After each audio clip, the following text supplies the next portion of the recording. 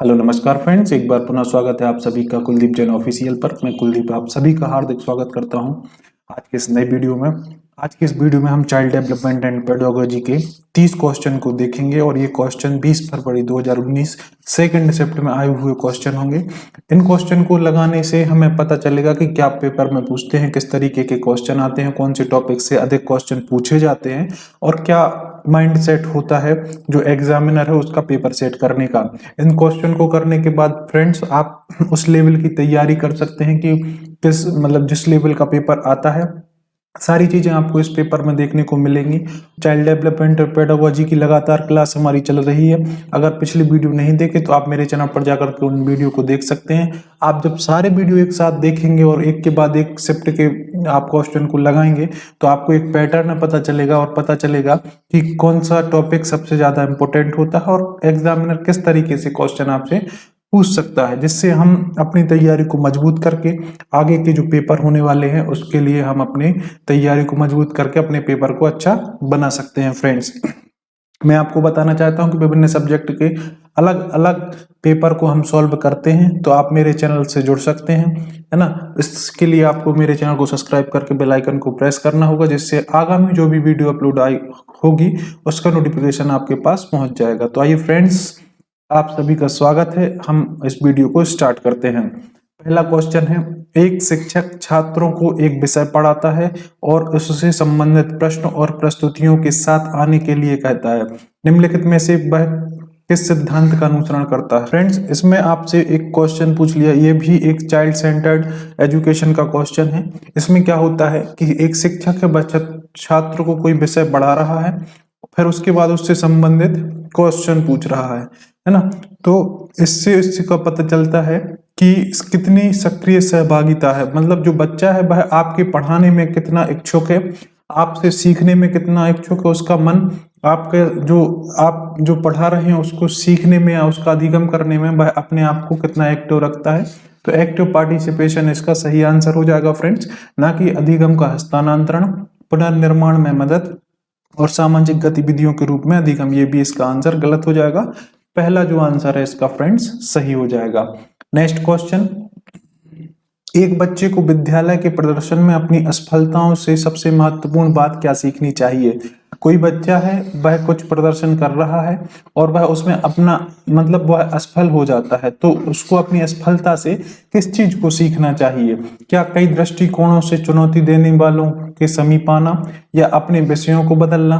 तो बदलना तो उस समस्या से भागना हो जाएगा, है ना। तो ये उसका आंसर तो हो नहीं सकता। समय प्रबंधन कौशल पर काम करना, है ना। अगर उसको किसी काम को करने में समय कम पड़ रहा है तो वह समय प्रबंधन पर भी काम कर सकता है। यह सफलता पाने के सही तरीकों को याद करना मेमोराइजेशन, ये हमेशा आपका आंसर गलत होगा फ्रेंड्स। आपको समझने पर आपको जोर देना है, ना कि मेमोराइजेशन पर, है ना। तो ये आंसर भी गलत होगा। अब आपका एक आंसर बचा समय प्रबंधन कौशल पर काम करना और कई दृष्टिकोणों से चुनौती देने वाले के समीप आना। इन दोनों ऑप्शन में से आपका ऑप्शन नंबर ए फ्रेंड्स सही हो जाएगा, है ना। अगला क्वेश्चन फ्रेंड्स, किसने व्यक्तित्व के आकलन को बाह्य और आंतरिक दो आयामों पर निर्धारित किया।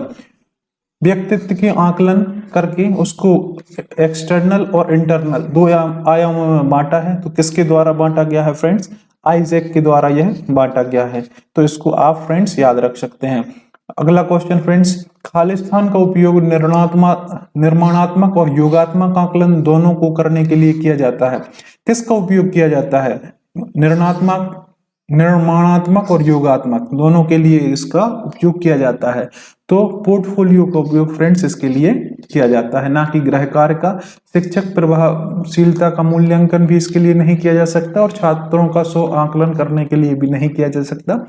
पोर्टफोलियो के द्वारा फ्रेंड्स आप क्या कर सकते हैं, उसमें निर्णयात्मक और योगात्मक दोनों आकलन उसके लिए किया जा सकता है। अगला क्वेश्चन फ्रेंड्स, खालिस्तान ने संज्ञानात्मक विकास के लिए समाज शास्त्रीय दृष्टिकोण को विकसित किया है। समाज शास्त्रीय दृष्टिकोण को विकसित करने वाले, आपने पढ़ा होगा समाज में किस तरीके से आप अपना सामंजस्य बना सकते हैं, तो उसके लिए समाज शास्त्रीय दृष्टिकोण को जो नियम विकसित करने वाले कौन थे? लेव वाइगोत्स्की, एरन एरिक्सन या जीन पियाजे या जेरोम बर्नर। तो जो वाइगोत्स्की थे इनके द्वारा सामाजिक शास्त्रीय दृष्टिकोण विकसित किया गया था फ्रेंड्स। अगला क्वेश्चन, बच्चों को खालिस्तान की आयु तक पूरी तरह से शौचालय प्रशिक्षित किया जा सकता है ना? शौचालय प्रशिक्षित किया जा सकता है तो 3 वर्ष तक के बच्चों को पूरी तरह से शौचालय प्रशिक्षित किया जा सकता है। मतलब वह अपना जो शौचालय जाना आना और सारी साफ सफाई के रूप में वह सीख सकता है। बच्चा 3 साल की उम्र तक वह ये सारी चीजें सीख सकता है, तो उसको इसमें प्रशिक्षित किया जा सकता है फ्रेंड्स। अगला क्वेश्चन, एरिक्सन ने किस प्रकार के विकास के सिद्धांत को प्रतिपादित किया है? तो एरिक्सन द्वारा कौन सा विकास का सिद्धांत दिया गया? तो मनोसामाजिक सिद्धांत एरिक्सन द्वारा दिया गया। साइको सोशियल थ्योरी किसके द्वारा? एरिक्सन द्वारा ये दी गई है फ्रेंड्स। तो इसका आंसर ऑप्शन नंबर डी हो जाएगा। नेक्स्ट क्वेश्चन, शास्त्रीय अनुकूलन या क्लासिकल कंडीशनिंग का मतलब क्या है? एक उत्तेजना एक प्रतिक्रिया को हतोत्साहित करने की क्षमता प्राप्त करती है जो मूल रूप से एक और उत्तेजना द्वारा प्रोत्साहित की गई है। एक उत्तेजना एक प्रतिक्रिया को प्रोत्साहित की क्षमता खो देती है जो मूल रूप से एक और उत्तेजना द्वारा प्रोत्साहित की होती है। यह नकारात्मक रूप से मजबूत करने वाली उत्तेजना के कारण स्वैच्छिक प्रक्रिया खो जाती है, या एक स्वैच्छिक प्रक्रिया के बाद एक मजबूत उत्तेजना होती है। तो इसका आंसर हो जाएगा फ्रेंड्स, एक उत्तेजना एक प्रक्रिया को प्रोत्साहित करने की क्षमता प्राप्त करती है जो मूल रूप से एक उत्तेजना द्वारा प्रोत्साहित की गई है ना? तो इसका आंसर हो जाएगा आपका ऑप्शन नंबर फ्रेंड्स ए। अगला क्वेश्चन, पेपर प्लेन बनाने के तरीके को याद करने के लिए किस स्मृति का उपयोग किया जाता है? पेपर का आप हवाई जहाज बना रहे हैं तो उसमें किस स्मृति का उपयोग किया जाएगा फ्रेंड्स? तो उसमें आप कुछ करेंगे, मतलब कुछ क्रिया करेंगे, कुछ प्रतिक्रिया करेंगे, तो उसमें प्रक्रिया स्मृति का उपयोग फ्रेंड्स किया जाता है। तो ऑप्शन नंबर डी इसका राइट आंसर हो जाएगा। अगला क्वेश्चन, उस व्यक्ति का विवरण करने के लिए किस शब्द का प्रयोग किया जाता है जिसे बच्चा प्रेक्षेपीय अधिगम से प्रेक्षित करता है, संभवतः उसकी नकल उतारता है ना? तो मॉडल का उपयोग कर सकते हैं आप। मान लो कोई रॉकेट लॉन्चिंग वाला सीन है ना, उसको आपको छोटे रूप में वर्णित करना है, तो वह किस तरीके से उसका एक छोटा मॉडल बना करके उसको प्रक्षेप कर सकता है, उसको ही नकल उतारता है, तो उसको क्या करते हैं? मॉडल कहा जाता है फ्रेंड्स। अगला क्वेश्चन, इस तरीके से फ्रेंड्स ये रियल क्वेश्चन है। मैं आपको बताना चाहता हूं कि ऐसे ही क्वेश्चन आपसे पूछे जाते हैं, भले ही आप जो डिफिकल्टी लेवल है अब उसका थोड़ा सा इंक्रीज हो जाए, बाकी आपको इसी तरीके से अलग अलग कंडीशन बेस्ड क्वेश्चन फ्रेंड्स वो आपसे पूछ सकते हैं। अलग अलग कंडीशन पर आधारित क्वेश्चन वो आपसे पूछेंगे, जिनको आपको अपनी समझ, अपनी बुद्धि के अनुसार उसको सॉल्व करना पड़ेगा फ्रेंड्स। तो इसी तरीके से मैं अलग अलग सब्जेक्ट की, जैसे अभी हमारा सोशल साइंस की भी सीरीज चल रही है, साइंस की भी मैंने कुछ वीडियो आपको अपलोड की है, सीडीपी की तो हमारी लगातार वीडियो जो सीरीज है वह चल रही है फ्रेंड्स। तो अगर आपने मेरे चैनल को सब्सक्राइब नहीं किया तो आप मेरे चैनल से जुड़ सकते हैं, इससे ये सारी वीडियो आप तक पहुंच जाएंगे, है ना, और आप उसका लाभ ले सकते हैं। इसी तरीके से अब वर्ग एक का नोटिफिकेशन भी जारी हो चुका है, जिससे हम अलग अलग विषय जैसे हिंदी, इंग्लिश, सारे विषय की वीडियो भी आपके सामने लेकर के आने वाले हैं, तो भी आप उसका लाभ ले सकते हैं फ्रेंड्स। अगला क्वेश्चन अगर बात करें तो एक शिक्षक के लिए बच्चों को उनकी शुरुआती किशोरावस्था में शैक्षिक प्रदर्शन में सुधार करने और विद्यालय में रुचि विकसित करने के लिए प्रेरित करने का सबसे अच्छा तरीका क्या हो सकता है? तो उसको प्रेरित करने का सबसे अच्छा तरीका हो सकता है कि अधिगम कार्यों पर एकाग्रता विकसित करके और उनकी बुद्धिक क्षमता में आत्मविश्वास बढ़ाकर आंतरिक प्रेरणा में सुधार करना, है ना, उसकी आंतरिक प्रेरणा में सुधार करना, उसमें एकाग्रता विकसित करना, ये सबसे अच्छा आंसर हो सकता है। पुरस्कार और प्रोत्साहन देना, तो ये तो क्यों, इससे वह उसको लालच आएगा, है ना, और आप उसको दबाव देंगे तो भी ये आंसर गलत हो जाएगा, और किसी तरीके के भय या डर की बात करते हैं तो वो ऑप्शन भी हमारा फ्रेंड्स गलत हो जाता है। नेक्स्ट क्वेश्चन, सामाजिक समझ में अत्यधिक कमी बाल्यावस्था के किस विकार के में सामान्य है ना। तो बाल्यावस्था की सामाजिक समझ की सबसे ज्यादा कमी कब होती है, तो वह होती है ऑटिज्म में, है ना, आत्म विमोह में। जब बच्चा स्वयं होता है, आत्म विमोह होता है या फिर ऑटिज्म होता है, तब सामाजिक समझ की अत्यधिक कमी मानी जाती है फ्रेंड्स। नेक्स्ट क्वेश्चन, व्यक्तित्व का मानवतावादी सिद्धांत इनके द्वारा प्रस्तावित किया गया। तो व्यक्तित्व का फ्रेंड्स जो मानवतावादी सिद्धांत है वह अब्राहम मास्लो द्वारा यह प्रतिपादित किया गया है। इसको आप, ये फैक्ट है, आप इसको डायरेक्ट याद कर सकते हैं। अगला क्वेश्चन, जब बच्चों को यह परीक्षण दिया जाता है जाए तब उनकी स्कूल जब बच्चों को यह परीक्षण दिया जाए तब उनकी स्कूलिंग होना एक महत्वपूर्ण आवश्यकता है। कब? मौखिक बौद्धिकता परीक्षण, है ना, मौखिक बौद्धिकता परीक्षण जब भी किया जाता है तो उनकी स्कूलिंग होना क्या होती है, महत्वपूर्ण होती है। तो ये इसका सही आंसर फ्रेंड्स हो जाएगा। नेक्स्ट क्वेश्चन, परिवर्तन जो अधिगम के कारक नहीं है उन्हें इसके लिए जिम्मेदार ठहराया जा सकता है। आपको पता है कि विकास और अधिगम अलग अलग उम्र से या अलग अलग कंडीशन से होकर के गुजरता है ना। कुछ कंडीशन ऐसी होती हैं जिसमें हम उसको अधिगम नहीं मान सकते, और कुछ कंडीशन ऐसी होती हैं जैसे बीमारी हो गई और बीमारी के कारण हमारी कुछ आदतों में परिवर्तन हो रहा है, तो वह आपका अधिगम नहीं होगा, वह आपका विकास नहीं होगा। इसी तरीके से जैसे आप परिपक्व होते जा रहे हैं, है ना, तो परिपक्वता से जो परिवर्तन आते हैं उसको हम अधिगम नहीं ठहरा सकते, है ना। तो इसको सही आंसर हो जाएगा परिपक्वता। अगला क्वेश्चन फ्रेंड्स, पारिवारिक कारण शब्द खालिस्तान के प्रभाव को संदर्भित करता है। तो पारिवारिक कारण पारिवारिक सदस्य के प्रभाव को संदर्भित करता है, फैमिली मेंबर के प्रभाव को संदर्भित करता है। अगला क्वेश्चन, अनुवांशिकता की भूमिका किसी व्यक्ति के जीवन में खालिस्तान के समय से शुरू होती है। तो गर्भधारण के समय से ही अनुवांशिकता की भूमिका शुरू हो जाती है, क्योंकि जो आपके अनुवांशिक गुण है उस तरीके से उसमें विकास वह होने लगता है।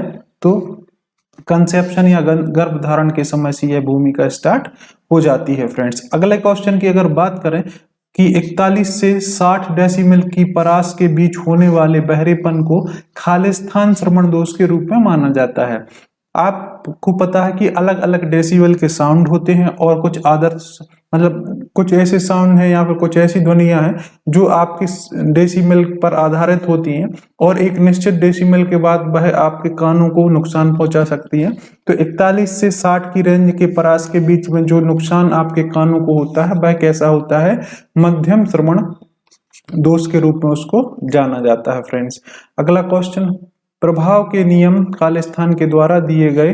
तो प्रभाव के नियम फ्रेंड्स थॉर्नडाइक के द्वारा यह दिए गए हैं। नेक्स्ट क्वेश्चन, समावेशी शिक्षण शास्त्र में कंप्यूटर का उपयोग खालिस्तान किया जाता है, शिक्षार्थी को प्रेरित करने के लिए किया जाता है, बिल्कुल सही है ना। प्रतिक्रिया प्रदान करने के लिए यह भी सही है, शिक्षार्थी के साथ बातचीत करने के लिए यह भी सही है। तो ये तीनों जो ऑप्शन है यह सही है, तो इसका सही आंसर हो जाएगा फ्रेंड्स उपरोक्त सभी। अगले क्वेश्चन की अगर बात करें फ्रेंड्स, तो निम्नलिखित में से कौन सी चेकिंग से संबंधित नहीं है ना। चंकिंग से संबंधित नहीं है, तो चंकिंग से संबंधित नहीं है दीर्घकालीन स्मृति फ्रेंड्स, ये जो है ना चंकिंग से संबंधित नहीं है।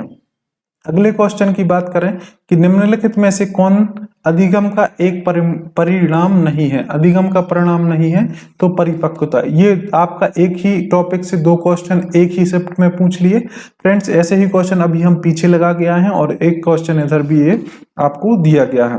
नेक्स्ट क्वेश्चन, निम्नलिखित में से कौन सा विकास चरण कुहल वर्ग के नैतिक विकास के सिद्धांत का हिस्सा है। तो नैतिक विकास के जो हिस्सा है वह सजा और आज्ञाकारिता उन्मुखीकरण, ये इसका फ्रेंड्स सही आंसर हो जाएगा, ना कि इंटर साइकोलॉजिकल या फिर सेंसरी मोटर या किशोरावस्था, ये तीन इसके ऑप्शन हट जाएंगे। नेक्स्ट क्वेश्चन, निम्नलिखित में से कौन सी स्मृति मेमोरी की एक प्रक्रिया नहीं है? तो फ्रेंड्स, कौन सी स्मृति मेमोरी की प्रक्रिया नहीं है? आप किसी चीज को रीप्लानिंग करते हैं या पुनः नियोजित करते हैं तो वह ये किसकी प्रक्रिया नहीं है? यह मेमोरी की एक प्रक्रिया नहीं है फ्रेंड्स। नेक्स्ट क्वेश्चन की बात करें, किस प्रकार का पालन पोषण भावात्मक अलगाव की विलक्षणता है? तो किस प्रकार की पोषण भावात्मक अलगाव की विलक्षणता है फ्रेंड्स? तो असंबद्ध पालन पोषण जो है वह एक भावनात्मक अलगाव की विलक्षणता है। अगले क्वेश्चन की बात करें, कक्षा में अनुशासन को बेहतर करने के लिए शिक्षक को क्या करना चाहिए? स्थिति पर चर्चा करने के लिए अभिभावक बैठक करनी चाहिए, है ना। तो कक्षा में अनुशासन करने के लिए अभिभावक का कोई उसमें भूमिका नहीं रहेगी।